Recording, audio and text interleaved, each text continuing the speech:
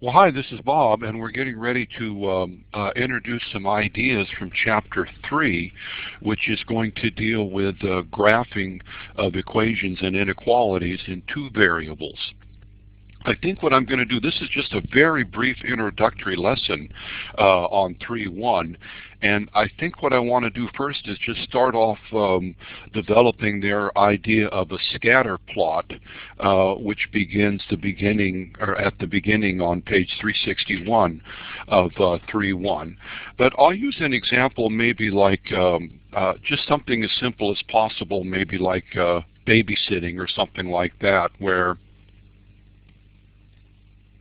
let's say a babysitter earns, we'll have the axes running horizontal here, which I'll label as hours, and the vertical axes I'll label as money. Having a little problem with the pen there.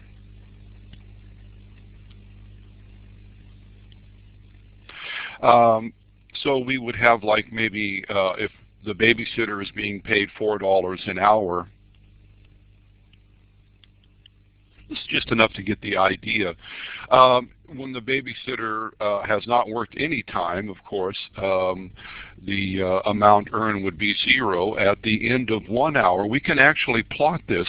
We can see where 1 hour comes up and meets with $4 and put a point there. And of course, at the end of 2 hours, the babysitter would have earned $8, and at the end of 3 hours, the babysitter would have earned $12. And we could even sort of coordinize or make ordered pairs here. And it's understood when I'm doing this that the first member of the ordered pair is the hours worked, and the second member of the ordered pair is the amount of money earned. So the first ordered pair, of course, would be 0, 0. And the next ordered pair would be 1, 4. Then the next ordered pair would be 2, 8. And this goes on continually, of course, but where I stopped the graph, 3 hours would have earned $12. Anyway, this is the idea of a scatter plot. And the other thing to make mention here is I'd like you to notice that the values for both the hours and the dollars are positive. In other words, we don't normally, the babysitter doesn't normally pay us, or we can't, the idea of a negative 2 hours doesn't make any sense with regard to the way I've set this example up here. So that's the kind of stuff that the book assumes that we're have some familiarity with, but what we're really interested in doing is developing what's called a coordinate axis system or Cartesian plane, named after René Descartes, who certainly helped develop this idea. And what we are having, and this is over on page 163, I'll just try to talk through some definitions and some explanation at the same time, in case you haven't been exposed to this yet. What we normally do is we have like both an X and a Y axis, which are basically just number lines at right angles to each other.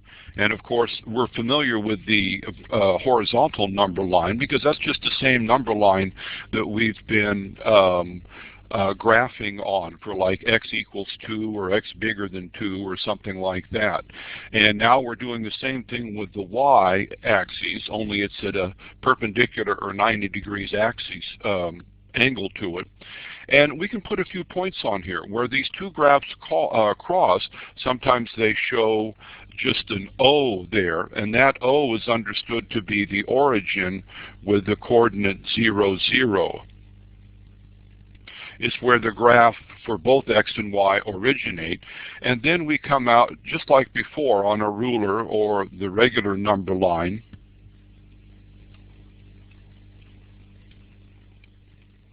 and put some values there on the x-axis and the y-axis.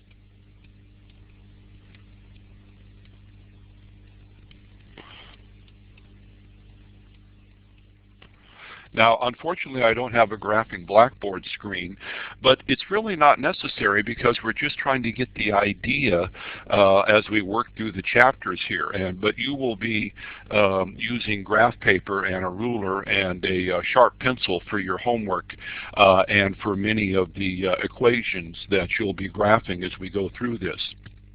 So anyway, the next thing that we notice is before, remember that when I did that little babysitting example, we were basically only dealing with this first section where I just put this check here.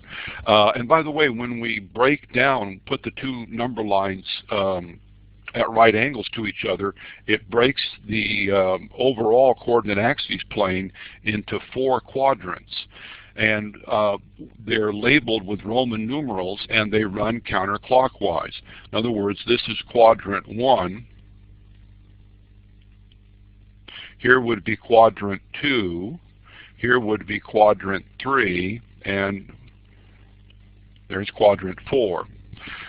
Now, notice in quadrant 1 that the values for both x and y are positive.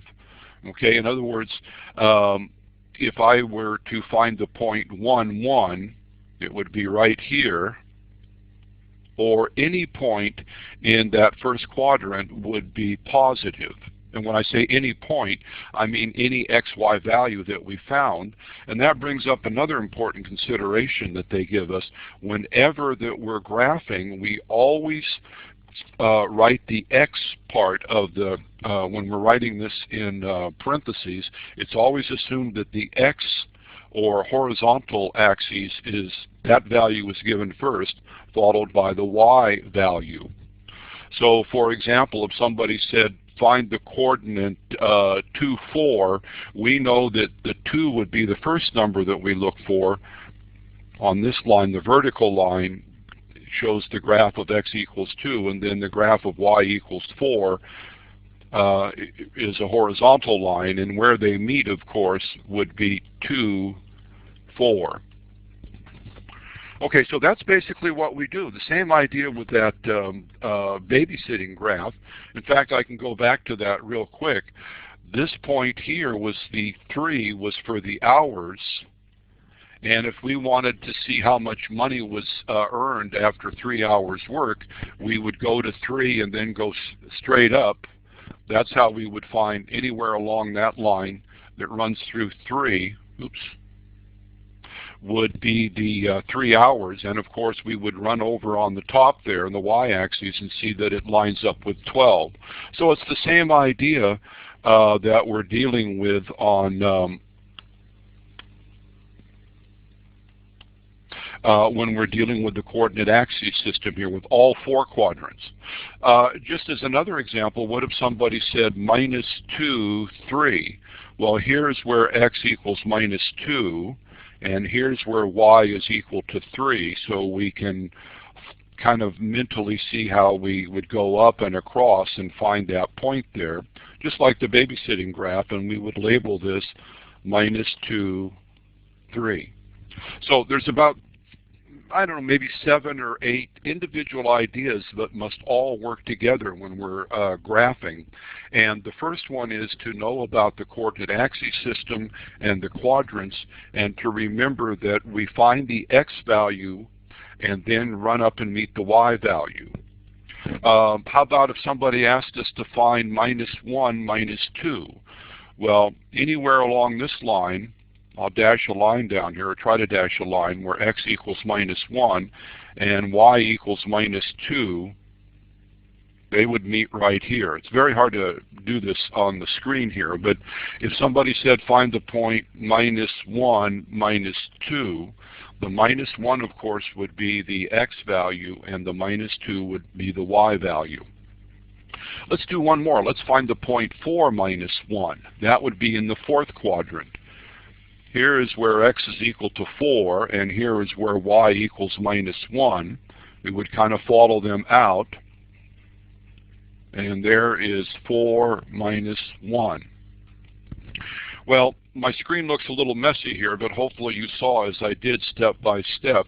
And I'll summarize once more. We have two number lines at 90-degree angles, and the horizontal one is normally referred to as the x-axis, and the vertical one as the y-axis. And basically now in quadrant, we've been dealing with quadrant 1 in many situations where both x and y are positive. And of course, we could be talking about hours and money earned and so forth. But now we also have three other quadrants, and we know we can plot any pair, and that the x and y don't have to be both positive. Okay, we saw in quadrant 2 that the x can be negative and the y will be positive. And in quadrant 3 we saw that both x and y are negative. And in quadrant 4 we saw that x is positive and y is negative. Okay, well, that now really looks messy, but we'll go look at some other points here, or some other things that we can do with this graph. And I wanted to, before we go look at the example 2, I wanted to show some special places on the graph here.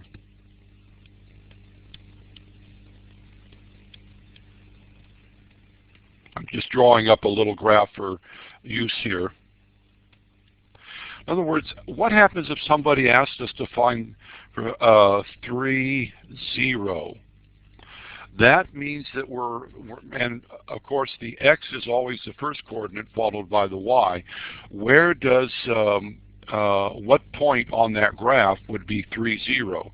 Well, here is where x equals 3, and here's where y equals 1 and y equals -1. So of course y would be 0 anywhere on the x-axis.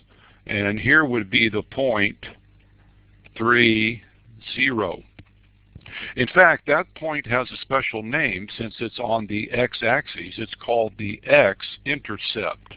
That'll be brought up later as we work through the chapter. How about if somebody said find the point 4, 0? Oops, I meant 0, 4.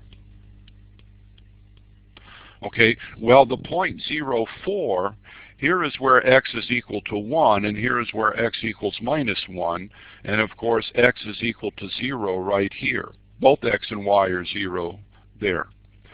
Okay, so that point would be right here. That would be the point 0, 4. Okay, but I want you to get the idea that that anywhere we move along the x-axis, y has a value of 0, and anytime we move along the y-axis, and by move I mean vertical up and down, x is equal to 0. Well, how about if somebody said find the point -4, 0?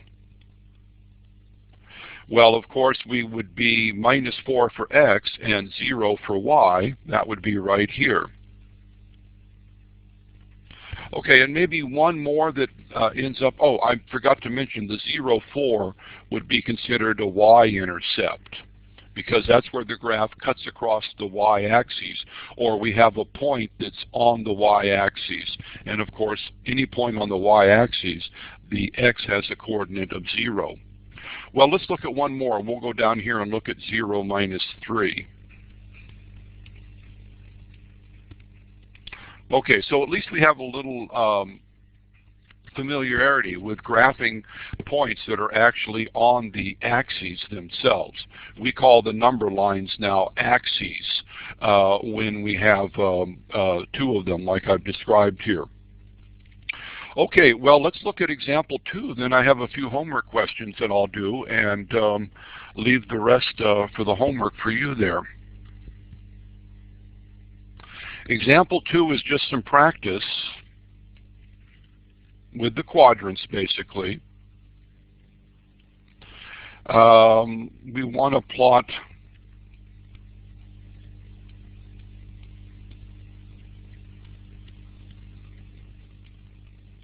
and of course my graph is not using actual graph paper here. This is example 2 on 164. It's not going to look as nice as theirs, but we're just trying to get the idea here. And example 2 wants us to plot the ordered pairs 3, 4. Okay, here would be 3, 4 right here. It's where x equals 3 and y equals 4. And I'll go ahead and label mine like they did. And then they want us to plot the point 3 minus 4. Okay, 3, 4 is in the first quadrant, but 3 minus 4 would be in the fourth quadrant. Remember, anywhere on this line that I touch, x will always have a value of 3. Okay, so we've seen in the first quadrant where the point 3, 4 is, and now in the fourth quadrant, we've seen 3 minus 4. Okay, then they want us to plot minus 3 and 4. So here's where x equals minus 3, and we know that y equals 4 up here. And so that would meet right here, we'll say, and there is minus 3, 4. And that reminds us that in the second quadrant, that x is negative and y is positive. Okay, and then the last one they want us to plot is minus 3 minus 4. And both x and y are negative in the third quadrant. And minus 3 minus 4 would be about right here. Here's minus 3 meeting with minus 4, and I'll label it. Okay, so basically this first lesson is just locating things and understanding the setup of the coordinate axes. I have a few questions that I'm going to do on the homework. And you could actually probably do, you'll be doing several odd questions. You could probably do many of these on the same graph. You don't, the first homework questions like 1 to 17 odd that you'll be looking at, you could probably do those first questions on the same graph. Anyway, we're supposed to go graph some points, and I've got some selected here. Homework 2, homework 4, 12, 16, and 18.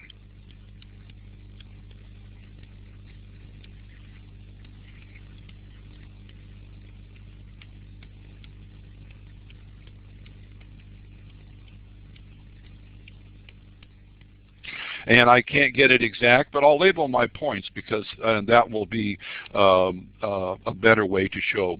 How about for 2, it says find 3 minus 2.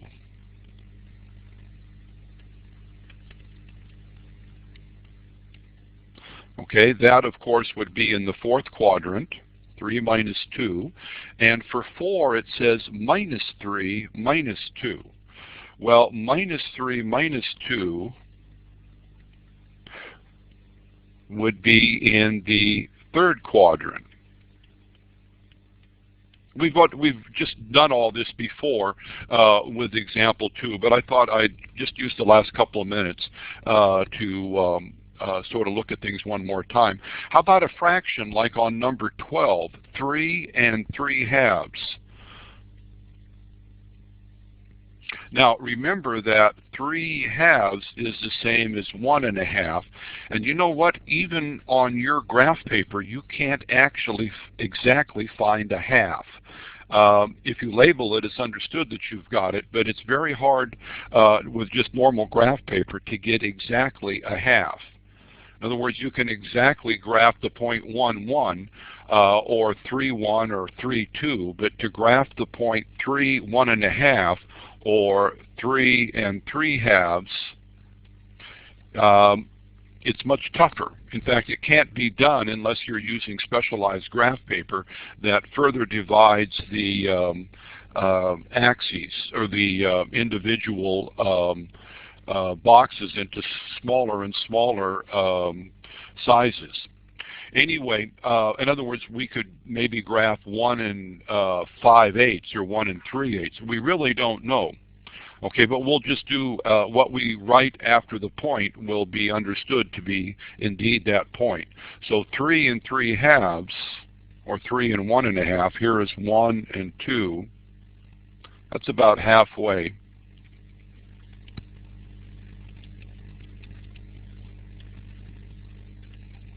Okay. how about the next one, which is 16 minus 2, 0?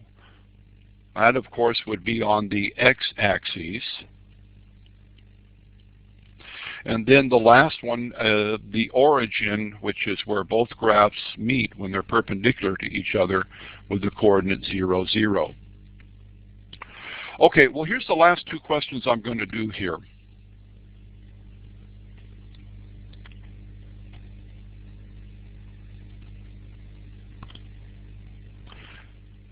Oh, I meant to mention one other thing here, and I'll do that. Another use for this graph, we could have a point. This is kind of like you're going to be doing on 19 through 28, or actually 19 through 27 odd. Let's say that we just had a point in a graph in one of the quadrants, and somebody said, what is the coordinate of that point? Well, that's different than what we've done so far. We've gone from the coordinate to the graph. Can we go from the point or the graph back to the coordinate? And the way that we would do that, of course, is drop down and find what x value we have. Let's just say, for the sake of argument, we've got x equals 3 here, and then we would go across back to the y-axis and find what value of y we had. And let's say that that was 4. So this, we have just put the coordinate on this point. It is 0.34. And of course, I always give the x value first. Okay. I wanted to do the graph of, or I wanted to do the homework question of, yes, it's 34. Okay, and you'll be doing one like this for your homework. And I'll just get a fresh screen because we're going to finish off here.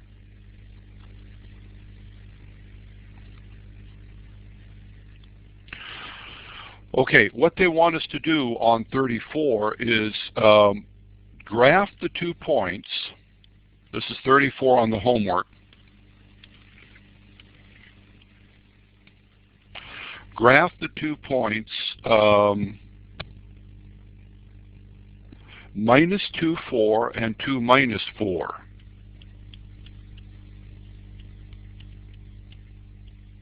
Okay, so that's the first thing we'll do.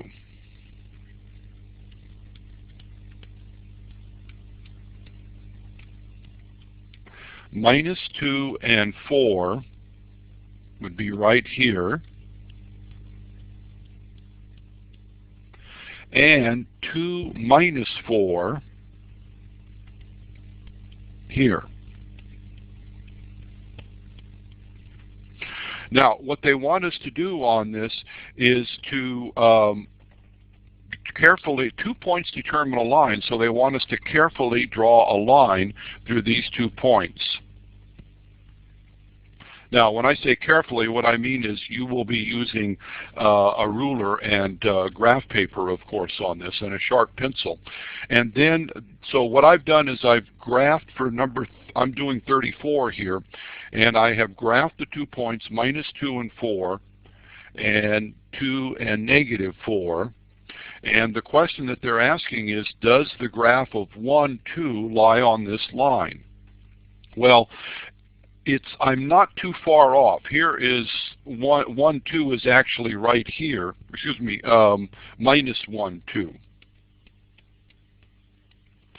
Okay, so I'll put a question mark there. We've carefully drawn, well, not that carefully because I'm not using a graphing grid here, but I have, as carefully as I could, plotted the points minus 2 and 4 and 2 minus 4, and now I want to know if the point minus 1, 2 is contained on that graph. When I say graph, I mean on the line. And minus 1, 2 is actually, I missed it a little bit, but it's not that far off, okay? And actually the answer would be yes, minus 1, 2 is on that line. Now, I can do 35. 35 asks us, does the graph, or excuse me, 33. 33 asks, does the graph of 0, 0 lie on the line? And here's the graph of 0, 0, and it misses the line. So the answer for that one would be no. Okay, so 33 would be, oops, I'm sorry. I'm looking at the wrong, I was doing the wrong question there. It turns out that my graph is worse than I thought, okay? Actually, on 34, the one I just did, 1, 2 is on the line, and it turns out that 0, 0 is on the line also. Okay, I just did not do a very good job with my line there, so I'm going to cheat a little bit and make the point bigger, which only for instructional purposes though.